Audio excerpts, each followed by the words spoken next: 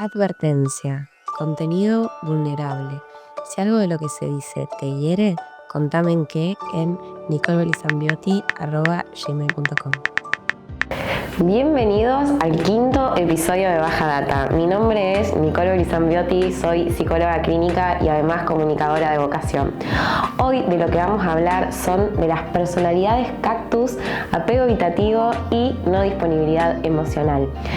Quiero que sepan que el programa de hoy va a estar estructurado en primero hablar del apego evitativo, después de hablar sobre la no disponibilidad emocional y para cerrar vamos a hablar de cuáles son sus comentarios respecto a este tema, cuáles fueron sus mayores heridas vinculares y qué opinan sobre la empatía. Así que si les interesa que responda a eso, quédense hasta el final. Para empezar hoy, lo primero que les quiero contar es de dónde sale la iniciativa para hablar de este tema y la realidad es que tiene un aspecto muy emocional e importante para mí, porque en un almuerzo familiar un domingo aparece mi hermanita contándome que había acariciado un cactus y que con esto se había llenado su manito de espinas. Y cuando le pregunto por qué había acariciado el cactus y ella sabe que tiene espinas, me dijo porque ella sentía que a los cactus nadie le daba amor. Entonces esto me dejó a mí reflexionando sobre lo que ella me había dicho desde su inocencia y bueno, un poco peco de psicóloga y lo llevé hacia el lugar de que muchas personas tienen espinas que los protegen de recibir el cariño. Si no son espinas, denominémoslas defensas. Entonces, ¿de dónde surgen esas defensas que hacen que las personas se protejan del afecto?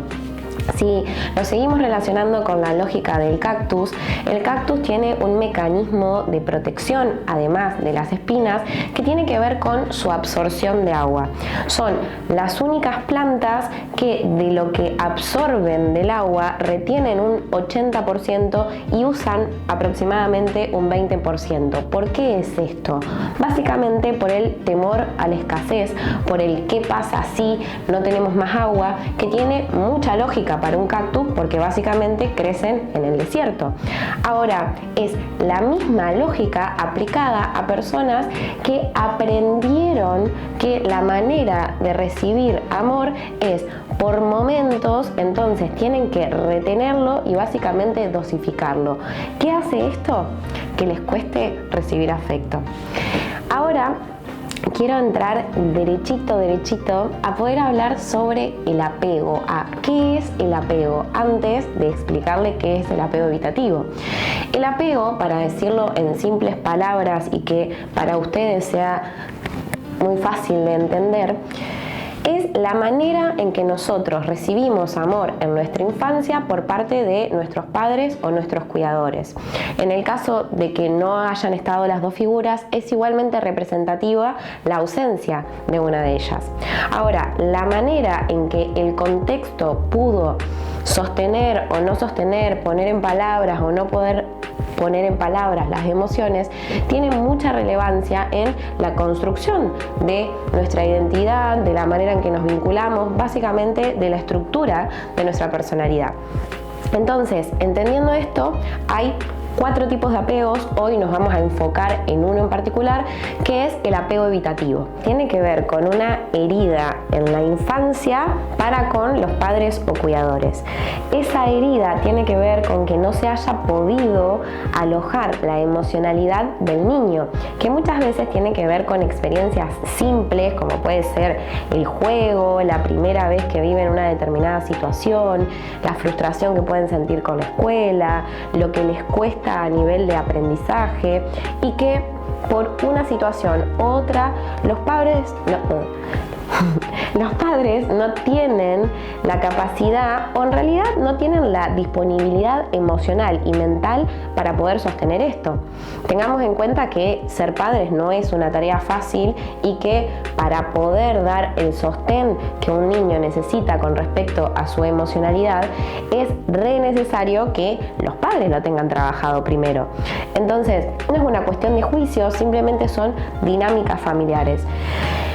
¿Cómo podemos identificar si nuestros padres no pudieron sostenernos emocionalmente, lo podemos identificar en señales muy claras que tienen que ver con si hay un conflicto o un problema familiar. ¿Cómo responden nuestros padres a eso? ¿Evitan la conversación? ¿Hay un problema y un momento después, al otro día, ya no existe el problema, no se habla sobre eso, se hace como si nada, se finge demencia, como quien quiere la cosa? Y básicamente de esa forma los problemas no se solucionan, sino que se acumulan y quedan un montón de cosas no dichas. Cuando esto pasa en la infancia, lo que se inscribe a nivel del psiquismo es que lo que nos pasa emocionalmente no tiene relevancia, o básicamente que para el otro no tiene significación. Esto puede ocurrir porque sean padres que no hayan desarrollado su propia empatía para con su propia emocionalidad, y por otro lado con padres que pongan de prioridad a el que el niño aprenda a ser autónomo y no este lugar de sostén o de contención de lo que le pasa al niño mientras está aprendiendo. Entonces, ¿esto qué genera? Básicamente a nivel cerebral lo que inscribe es un mecanismo de supervivencia. Entonces, mientras menos muestro lo que siento, menos peligro corro, porque si me expongo, me abro, cuento lo que siento y del otro lado no hay una contención, lo que se siente internamente es un derrumbe, es como si se rompiera la necesidad o la ilusión de que un otro nos dé una respuesta a lo que nosotros necesitamos. Y esto, con el paso de los años, se va transformando en una estructura de personalidad en donde se busca justamente tratar de no mostrar las emociones que pueden tener que ver con ser vulnerables. Y con esto son los errores que uno comete, las cosas que nos cuestan, cuando uno está triste, cuando uno está enojado. Directamente la persona se sostiene en una imagen imaginaria sobre un estoy bien ni mal, me sostengo y voy hacia las actividades puntuales con las cuales yo puedo controlar. Son estructuras de personalidad que tienen la facilidad de separar su sentir de su pensar y quedarse más en el plano lógico. Son personas que sí tienen vínculos, pero lo que no los caracteriza es la capacidad para hablar sobre emociones y sobre todo que no hay plasticidad o flexibilidad frente a cuando se toca algún punto de la empatía de la otra persona. No es que no les importen los demás, sino que básicamente esta habilidad de sociabilidad no está desarrollada. Son áreas de nuestro cerebro que se estimulan en base a la práctica, y si pensamos a la emocionalidad como si fuera un músculo, básicamente ese músculo no está entrenado.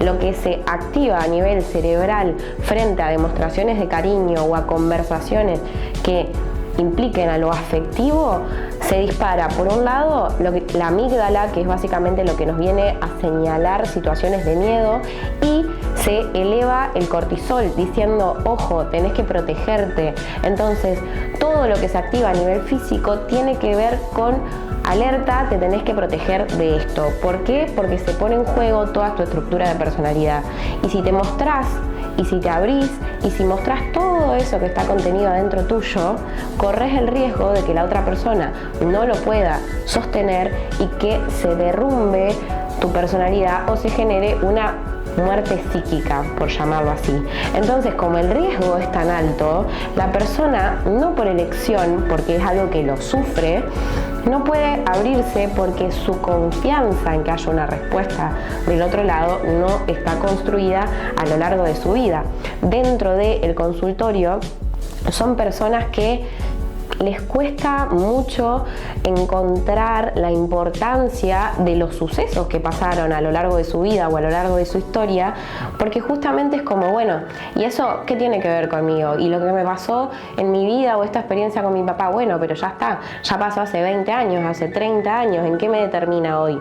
Y la realidad es que para que algo no nos condicione o no nos determine, lo tenemos que haber elaborado. Si no, inconscientemente sigue dejando rastros y sigue teniendo poder y acción sobre cómo reaccionamos o elegimos actuar frente a lo emocional. ¿Qué es lo que quiero que les quede en particular del apego evitativo? Es que no es momentáneo, sino que es una estructura de personalidad en la cual a la persona lo que le sucede es que tiene temor frente al sentir una emoción que lo haga sentir vulnerable. ¿Y cuál es su reacción? Huir. Y esto es muy característico en relaciones donde hay una persona que siente que el otro está lastimado y que si le da el suficiente amor, la otra persona se va a abrir y se sostienen relaciones en el tiempo, justamente centrados en esta espera de que el otro lo pueda dar, cuando en realidad es algo a construir primero internamente para después poder construir vínculos que tengan reciprocidad emocional. No es una cuestión de elección el sentir así, pero sí es una decisión de cada persona el decir, bueno, quiero trabajar en esto, porque lo complejo es que justamente hay que volver hacia atrás, volver hacia la historia, volver hacia lo que nos construyó y lo que básicamente le dio sentido a cada característica de nuestra personalidad, y sobre eso mirar qué dolió. Entonces, sí, es tener la capacidad de decidir o elegir mirar con amor esas cosas que dolieron para poder trabajar en eso y que no sigamos vinculándonos desde ese lugar, desde ese lugar herido, que básicamente lo que teme es que se vuelva a vivir o que vuelva a suceder lo que fue la experiencia emocional parental o con los cuidadores. ¿Cuál es la diferencia fundamental? Y acá nos vamos al tercer bloque que hoy les hablé. ¿Cuál es la diferencia fundamental con la no disponibilidad emocional? Es que la no disponibilidad emocional es algo momentáneo, es algo contextual, es la respuesta emocional frente a un determinado hecho, a una determinada actitud, a un determinado desarrollo dentro de un vínculo que generó una herida. Esa herida no tiene que ver o no está directamente relacionada con nuestra historia parental, sino que tiene que ver con una actitud, un pensamiento o una decisión de la otra persona que hirió nuestra subjetividad. Y que básicamente frente a esto en realidad es necesario y es sano que haya un tiempo en donde la persona elija la soledad para poder ver qué es lo que se movió, para poder ver qué es lo que se hirió y en base a poder sanarlo, recuperar la confianza en sí mismo. Y no lo digo aleatoriamente a recuperar la confianza, porque lo que se ve como potenciado dentro de las personas no disponibles emocionalmente son los miedos. Y el miedo es lo opuesto a la confianza. ¿Y cuáles son esos principales miedos? Básicamente es el miedo a ser la persona que ama más, el miedo a que se vuelva a repetir la situación, el miedo a que me hieran, el miedo a que no haya el miedo a que quede expuesto, a que no haya reciprocidad, el miedo a que pierda el eje. Entonces, en base a eso, la persona se protege. No es malo, no es una cuestión de una elección hacia una persona en particular, sino que es una persona que se está protegiendo de su propio sentir. Bueno, mi gatita aprovechó el momento para ponerse con el sillón, se las presento, es Mimi. Pero bueno, volviendo al tema de los miedos dentro de la no disponibilidad emocional, son estos miedos en vivencias vinculares anteriores los que hacen que la persona se proteja y frente a eso elija tener vínculos más superficiales o sin responsabilidad afectiva. Acá la clave está, uno, en si nos estamos vinculando con una persona que pone en palabras su no disponibilidad afectiva, entonces uno hacerse cargo de, bueno, elijo seguir vinculándome o no, y básicamente se entiende o se sobreentiende que en ese vínculo no hay un pilar basado en el cuidado de la sensibilidad del otro. Uno es quien elige si entra en ese terreno o no entra. ¿Qué es lo que hace la diferencia? ¿Cuál es el trabajo que uno tiene con uno en base a lo que cree que merece recibir por la parte contraria del vínculo, digamos? Y la otra cosa es que si la persona que no está disponible emocionalmente no lo logra poner en palabras, hay como ciertos ítems que podemos tener en cuenta para poder detectarlo, llamémosle así, o detectarla. Bueno, ¿y cómo básicamente se pueden dar cuenta cuando una persona no está disponible emocionalmente, aunque no lo pueda poner en palabras? Básicamente observando su accionar. Una persona que no esté disponible emocionalmente va a ser intermitente en su presencia, va a ser cambiante en la manera de responder. Puede que por momentos sea una persona más afectiva, por momentos sea una persona que te clava el visto, que te deja sin responder, o que de golpe te manda un montón de mensajes y de golpe no hay respuesta, que puede estar presente un montón de días pero después desaparece un montón de otros. Básicamente cuando una persona no sostiene su manera de comunicación ni tampoco su interés a la hora de vincularse. Otra manera de poder darse cuenta es básicamente cuando la persona habla de su pasado, de sus vínculos del pasado, de cosas que pueda trasladar de una persona de su pasado hacia tu persona. Entonces, básicamente ahí te está diciendo, hello, esto no está resuelto. Entonces, escuchen esas señales que básicamente no tienen que ver con uno, no son hacia uno, dirigidas hacia uno, sino que básicamente es la persona mostrándote en qué momento emocional está.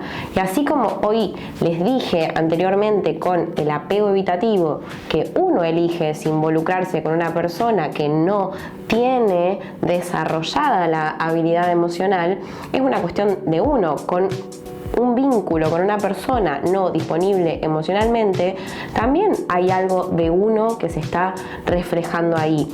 ¿Qué es lo que nos quiere decir que nos gusten personas que no estén disponibles emocionalmente? Porque acá les quiero decir algo que quizás no les va a gustar, pero no todas las personas no están disponibles emocionalmente, porque veo mucho en mis redes sociales como que nadie está disponible, que nadie quiere construir un vínculo. No es la realidad de los hechos, pero sí hay características en la personalidad de una persona que puede hacer que les guste personas con no disponibilidad emocional. Porque si te gusta una persona que no está disponible emocionalmente, básicamente vos tampoco lo estás. Y esto no es para echar culpas a nadie, sino simplemente en todo vínculo va a haber dos responsabilidades. Si uno pone como culpable al otro sobre su no disponibilidad emocional, lo que estamos haciendo básicamente es no hacernos responsables de nuestra parte, de por qué uno se aferra o quiere que esa persona la elija, lo elija, cambie, acelere su proceso en base a ¿qué? A un deseo que termina siendo individual. Entonces, la no disponibilidad frente a una persona que se engancha con un no disponible emocionalmente es que esa persona no puede salir de su propio individualismo o le cuesta salir de su propio individualismo y espera que el otro, por una cuestión de elección, pueda cambiar al tiempo de la otra persona. Les quiero decir otra cosa que me parece súper útil a la hora de, bueno, sí, me pasa esto, se me repitió esto, me vinculo con personas que no están disponibles emocionalmente. ¿Y cómo detectamos el interés o el desinterés tanto en una persona con apego evitativo como también en una persona que no está disponible emocionalmente? Cuando una persona que no está disponible emocionalmente o que tiene apego evitativo tiene interés en una persona, la persona se acerca, y esto capaz que no les gusta saberlo, pero la persona se acerca. El tema es que es a un tiempo más lento, más cauteloso, viendo y evaluando la reacción del otro lado. Entonces, si uno no puede sostener ese tiempo, no puede tener la paciencia a que el otro, si es en el caso de una no disponibilidad emocional, sane su herida vincular anterior, o si es en el caso de un apego evitativo, pueda trabajar en su capacidad de conectar con la emocionalidad, sanando su historia familiar, entonces tampoco uno está dispuesto a tener la suficiente apertura para poder sostener sin apurar a una persona que tiene esta manera de sentir. Entonces, son dos los desafíos ahí. Por un lado es el lugar a cuánto yo espero que el otro valide mi persona cuando no está disponible emocionalmente o cuando esa persona tiene dificultad para comunicar lo emocional. Y por el otro lado decir, bueno, esto es lo que yo quiero construir o no, porque les vuelvo a decir, personas disponibles emocionalmente las hay. Entonces no es excusa que todos los hombres son así o todas las mujeres son así. Eso habla de una herida, no de una realidad. Ahora, ya hablamos sobre de dónde nació el tema, cómo las personas con una manera de sentir evitativa se relacionan mucho con un cactus en el mecanismo de defensa de un cactus, por eso lo pongo como referencia. Si quizás no les interesa leer sobre psicología, pueden leer sobre el aspecto sobre la manera de protegerse del cactus y cómo toda su estructura tiene que ver con esto, con básicamente anticipar la carencia. Y si hablamos desde ahí del apego evitativo, de cómo verlo, de cómo poder identificar de qué cosas les cuesta, que acá les voy a decir un tips, así como 3 cosas, como les dije en la no disponibilidad emocional. Una persona que tiene apego evitativo van a ser personas con características muy marcadas sobre el control. Además, los van a ver ligados todo el tiempo a la lógica, a la estrategia, al cálculo, a la optimización del tiempo. De hecho, un ejemplo de una persona evitativa es que son personas como que cuantifican la exposición social. Es como, están en un lugar, llegan a una peña, o llegan a un bar, o llegan a un momento en donde sociabilizan y básicamente es como, bueno, ya es tarde, ya me voy a dormir, ya me estoy saliendo de la rutina. Son personas que cuentan el tiempo dentro de la sociabilidad, les cuesta mucho soltar ese aspecto y simplemente ser uno mismo. Y la otra cosa que se puede ver es que frente a situaciones emocionales hacen lo mismo que sus padres hicieron con ellos cuando eran chicos. Básicamente las tratan de evadir.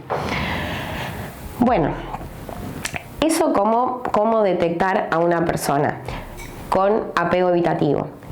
Hablamos de la no disponibilidad emocional, de dónde surge, cómo identificarlo, cómo uno también puede ver o puede identificar ciertas características de uno mismo. Si tenés una tendencia a que te guste una persona que tiene una dificultad para comunicar sus emociones, o te gustan personas que vos identificás o te comunican que no están disponibles emocionalmente, también te está diciendo que hay algo a trabajar en vos sobre la manera que te ves a vos y qué lugar le das a la validación del otro o a que el otro te elija. Entonces, para poder dar un cierre a todo esto que estamos hablando y poder bajarlo también acá a la tierra y a lo que le pasa a muchas personas, les voy a dar ejemplos de cosas que me respondieron en un box de preguntas en Instagram sobre cuáles fueron sus experiencias que más los hirieron o lo lastimaron en el atravesamiento de sus vínculos. Y también hice la pregunta de si creían que la empatía se construye o es algo que viene dado. Entonces me voy a tomar un mate primero y después les voy a leer.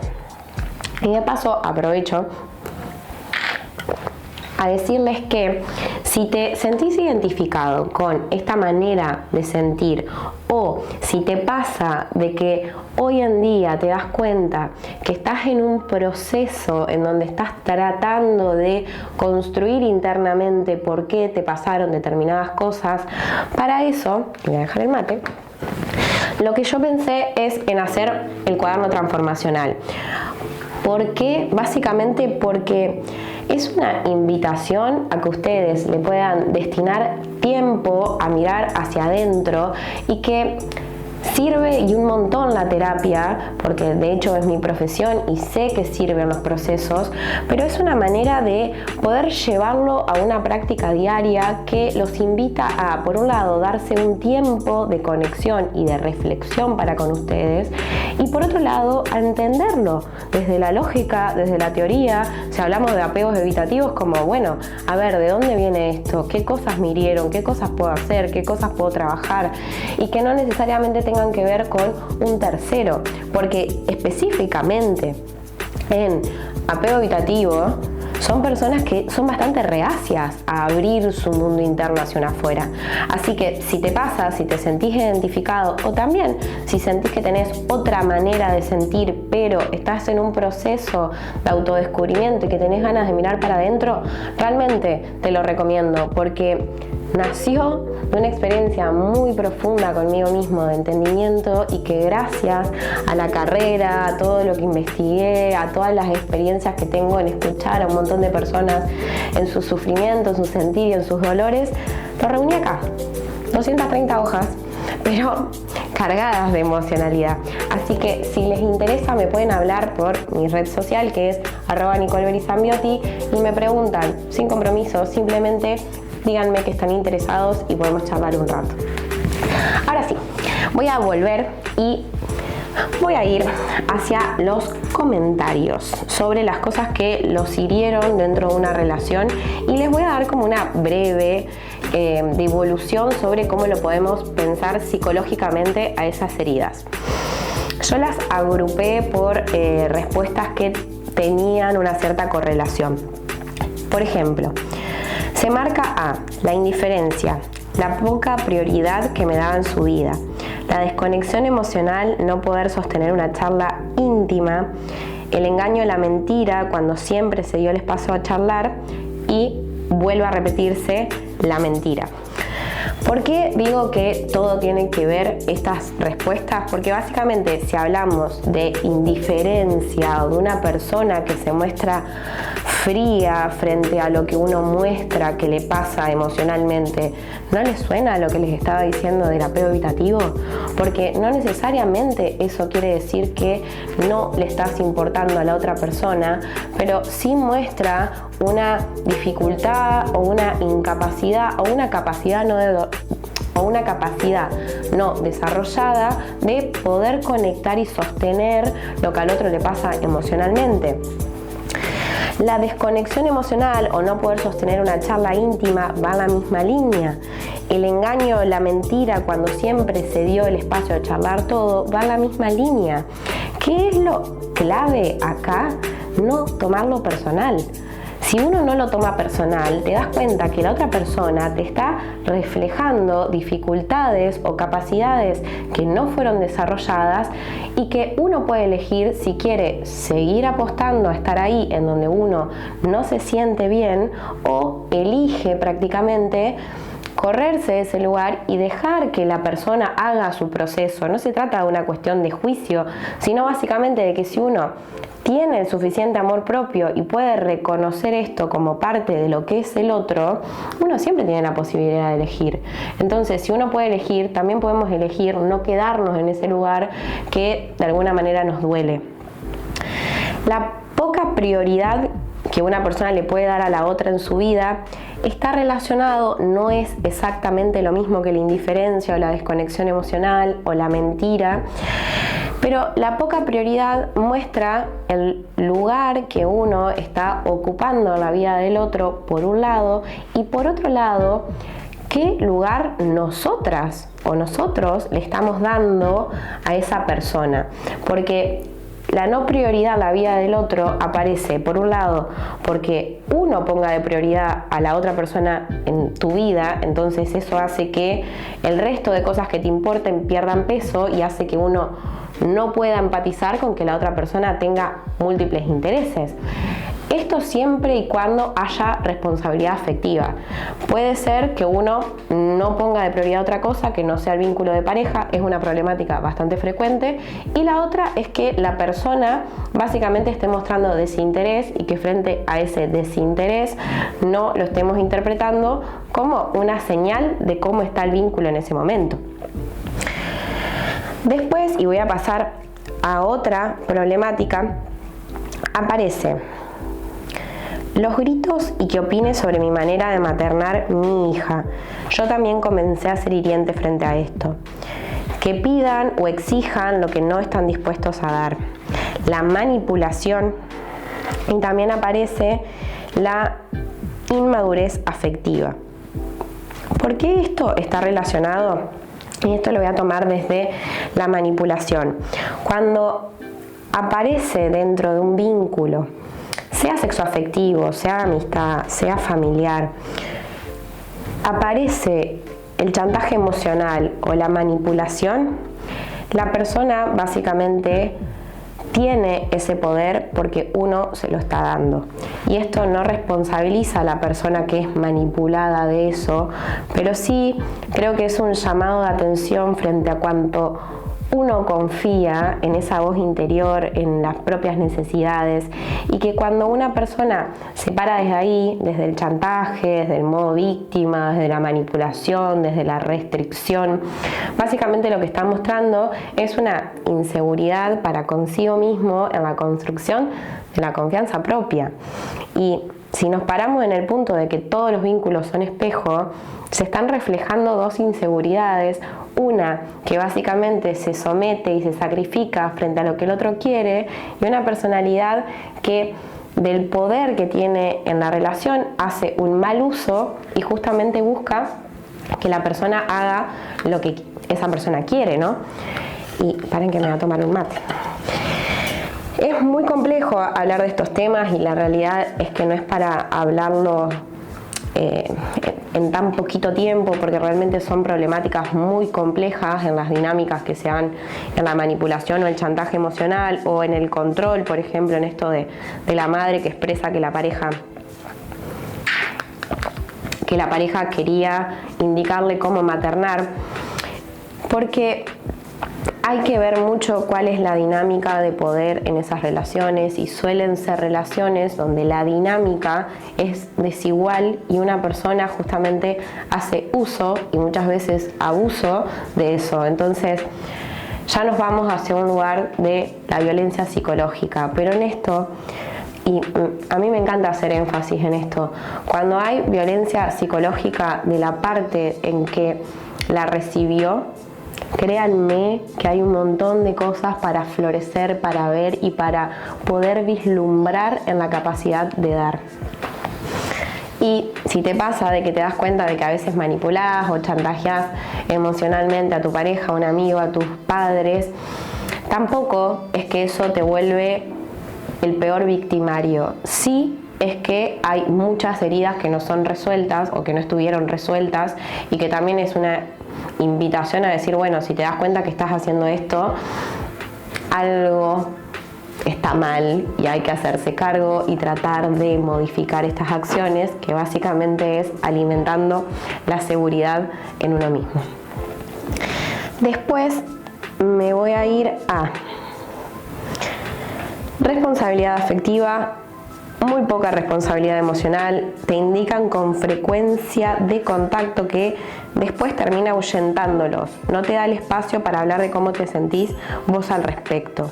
Y hay otro comentario que va a la misma línea que dice: un vínculo con planes de pareja, pero cuando llega el momento de algo más, el gran no quiero una relación. Todos estos ejemplos son ejemplos de no disponibilidad emocional, de lo que hablamos en segundo orden. ¿Por qué? Porque justamente que una persona no se habilite a sostener el sentimiento por el otro y que no quiera una relación o no quiera dar ese paso a formalizar y a responsabilizarse afectivamente, está mostrando que esa persona no puede. Si uno no lo toma personal, es decir, bueno, o me corro de este lugar, me protejo y básicamente no hago planes de pareja, ¿para qué? Para no confundirme yo. Es autocuidado ahí. La otra persona está en su proceso y será su tiempo, quizás a partir de tu límite esa persona se anima a sentir. Y frente a esto te indican una frecuencia de contacto que termina ahuyentándolos y no te da espacio para hablar de cómo te sentís vos al respecto, si de esto te diste cuenta rápido, tuviste recontra suerte. Porque si frente a un primer cambio vos ya lo detectaste, te diste cuenta muy rápido que la otra persona no está disponible emocionalmente. Y les vuelvo a repetir, el desafío es no tomarlo personal, tomarlo como que es algo que la persona todavía no pudo resolver. Si uno lo toma desde ahí, es como listo, te suelto, hago el proceso, porque sí, angustia, frustra, duele, genera enojo, pero si uno lo acepta, si dice, bueno, ok, sí, apareció el rechazo, apareció el no, yo quiero esta persona y no me corresponde, si uno lo acepta, puede soltarlo y si lo soltamos, hay espacio para que aparezca otra cosa. El desafío está ahí, en qué te está mostrando esa persona para que vos sigas aprendiendo. Bueno. Creo que fui a lo más importante. Acá me hicieron una pregunta. ¿Los evitativos son conscientes de la distancia, barrera emocional que ellos generan? Los evitativos generalmente les cuesta verlo o les cuesta admitirlo, pero sí se dan cuenta de que sufren en silencio. O sea, son personas que cuando están mal, están enojadas, están frustradas o no se sienten bien, básicamente se aíslan. Entonces el evitativo se puede dar cuenta que es evitativo básicamente por eso, porque cuando está mal no quiere a nadie. Y otra que me dijeron, ¿no te parece que es puro cuento la no disponibilidad? Desde mi mirada y desde la psicología no es un puro cuento, es parte de un proceso emocional. Después depende de uno si elige involucrarse o no. Y acá hay un comentario más que les quiero decir, que dice, no quiero estar con nadie, digo, y después me engancho como lucecitas de Navidad. Acá, ¿qué aparece? Básicamente es que estás herida, que estás herido, que hay algo que todavía te está doliendo y desde la mente aparece la barrera de no quiero vincularme o no quiero una relación, pero cuando aparece el afecto es como me entrego al 100%. Y esto no es apego evitativo ni tampoco es no disponibilidad emocional. Y acá les voy a dejar el asterisco al próximo episodio de diciembre, que es sobre apego ansioso. Es otro mecanismo, otra forma de sentir, pero básicamente lo podemos resumir en esto. No quiero estar con nadie, digo, y después me engancho como lucecita de Navidad. Entonces claramente hay una contradicción, pero bueno, van a tener que esperar a el episodio de diciembre para que lo ahondemos como ahora estamos ahondando en apego evitativo. Última, ya me copé con las preguntas, pero me parece que está muy buena esta interacción. Y dice, hombres más 30 que aún vivan con sus padres y no ordenan sus prioridades. Acá hay dos cosas. Una, la separación de género, porque si nos vamos a poner en un parámetro de exigencia hacia un otro, primero me parece muy importante evaluar dónde uno está parado, porque si la exigencia hacia el otro es desigual a lo que yo estoy pudiendo en este momento, como por ejemplo vivir sola o no tener un orden, entonces lo que estamos haciendo es lo que acá dijo otra persona, que es básicamente que pidan, exijan lo que no están dispuestas a dar. Entonces, ojo ahí cuando nos paramos desde un lugar del ego que exige al otro que llene los parámetros de algo que quizás es importante para uno y para la otra persona todavía no está en el lugar de prioridad, sea hombre o mujer, pero ojo con ese lugar, porque justamente es estar parado desde el juicio o estar parado desde el ego que no permite conectar con la humanidad del otro. Bueno, y acá no me quiero seguir extendiendo en tiempo, pero básicamente en lo que fue la pregunta por si la empatía se construye o no, es como como que hay un 50 y 50. Hay personas que piensan que viene desde la cuna o no viene, o sea, como algo que hay personas que no la desarrollaron jamás, y otras personas que creen que se construye. La realidad es que ambas respuestas son correctas, porque hay personas que por su vivencia en su infancia, por cómo vivieron la emocionalidad, porque hayan tenido un contexto que sostenga y contenga, empezaron a desarrollar áreas de su cerebro que son distintas a las de alerta desde muy chicos. Entonces, a lo largo de su vida, se van vinculando desde una manera en que confían que hay un otro que pueda alojar. Entonces, sí, obvio, hay personas que generalmente tienen empatía en la mayoría de sus vínculos. Sí, eligen vivir desde ahí, eligen vivir desde el riesgo de ser vulnerables, básicamente. Ahora, que no se pueda construir es lo único que no es real. O sea, la empatía sí se puede construir, pero muchas veces lo difícil es poder aceptar que muchas veces no fuimos empáticos o que no cuidamos al otro. Entonces es poder aceptar la parte de uno que quizás no nos gusta mucho. Y les quiero volver a decir, si les resuena lo que estoy diciendo, si los moviliza lo que estoy diciendo, dense el espacio, permítanse el tiempo para mirar para adentro. Y el cuaderno transformacional, yo les juro que es una experiencia práctica que les va a dar respuesta. Después ustedes eligen si ir más profundo o no. Así que les vuelvo a decir, me pueden seguir en @NicoleBelizambiotti, me pueden mandar un mensaje y preguntarme, y lo vemos si les interesa para que los puedan tener en sus casas o tenerlo de manera digital. Espero que les haya servido toda la información que hoy tocamos, que les quiero abrir el espacio a que me dejen en comentarios si es info que les sirvió, si se vieron identificados, si les sumó a entender una persona en su entorno. Me parece re importante eso, porque básicamente en base a eso vamos a pensar los otros episodios para que siempre les dejen herramientas. Y el último aviso parroquial es que el 13 de diciembre voy a hacer el primer taller vivencial sobre dar herramientas en vínculos actuales para poder construir relaciones sanas, y que esa construcción tiene que ver con, primero, poder construir con nosotros mismos. Va a ser un taller chiquitito, reducido, para 15, 20 personas a más tardar, con una extensión de 3 horas aprox, donde vamos a ver teoría, herramientas, va a haber introspección y también va a haber meditación y acro yoga, para que de esta forma unamos toda la experiencia. Espero que esta invitación los convoque, que se den esa oportunidad, que se elijan a ustedes mismos y se hagan cargo de lo que les está pasando. Muchas gracias por ver hasta el final. Su tiempo para mí vale oro. Gracias al equipo que está acá, y espero poder haber sido clara y comunicado todo lo que les quería decir. Les mando un beso y nos vemos en diciembre.